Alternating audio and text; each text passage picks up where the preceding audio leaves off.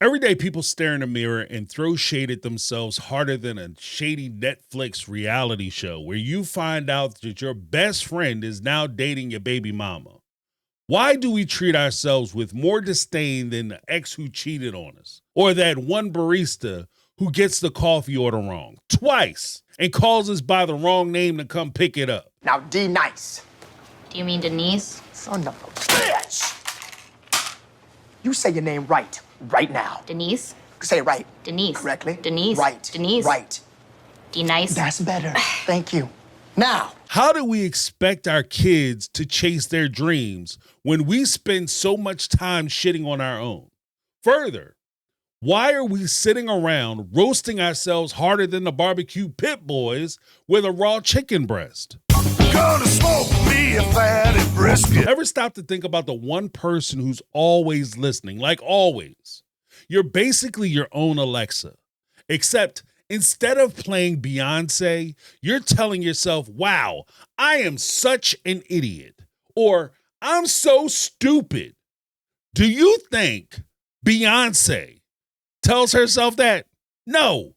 She wakes up and says, I'm awesome, I'm flawless, I'm amazing, and then she sings it while levitating about 3 feet off the ground. Let's talk about the power of self-programming, shall we?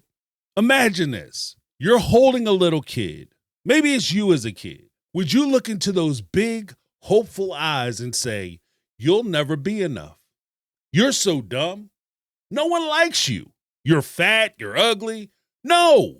Because that would be horrific. It's a poison pill to your self-esteem. It's like hiring Oscar the Grouch to give motivational speeches on how to live in a trash can. So why do we say it to ourselves? We're basically hiring our brain as the 7-Eleven of self-hate. It's not always doing business, but it's always open. Just waiting for you to wander in alone at 3 o'clock in the morning after the club. No snacks, just constant negativity. Here's the thing about words. They're powerful, like magic level powerful.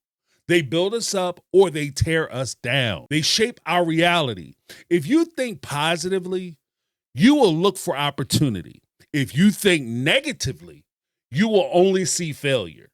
And the weirdest part, we would never let our kids talk to themselves like this. No way. Because we know the power of words when it comes to others. If your kid came to you and said, I'm dumb or I can't do it, you'd sit them down and say, that's not true. You're smart. You're capable. You can do anything that you set your mind to. But somehow, when it comes to our own inner voice, we become the worst kind of parent.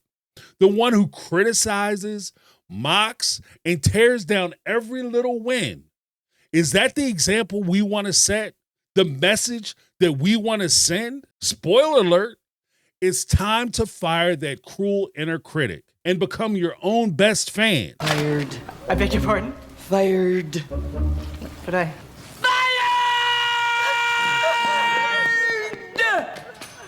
Here's the thing. Your brain, it doesn't know sarcasm. It doesn't know that you're just venting. All it hears is, cool, we're trash now, got it. And then it starts operating like a sad little raccoon digging through the garbage of your self-esteem. You've seen this in action. Someone says, these red shoes are so ugly. I look ridiculous. They've been saying it all damn day in their head. Then someone jokes or comes along and says, what are those? And boom. Not because of the joke, but because they planted the emotional landmine hours ago. And now the poor guy who stepped on it gets blamed for the fireworks. You say, I'm not lovable. And your heart's like, Roger that. Trust no one. Build walls. No feelings allowed. You say, I can't do this. I ain't shit. And your body's like, copy that. Clear the schedule. Nap time. See how that works? New rule. If you wouldn't say it to a toddler building a Lego tower or a puppy learning to pee outside, Don't say it to yourself. Instead, try stuff like, I'm learning. I showed up today. I'm doing better than I think I am. I got this.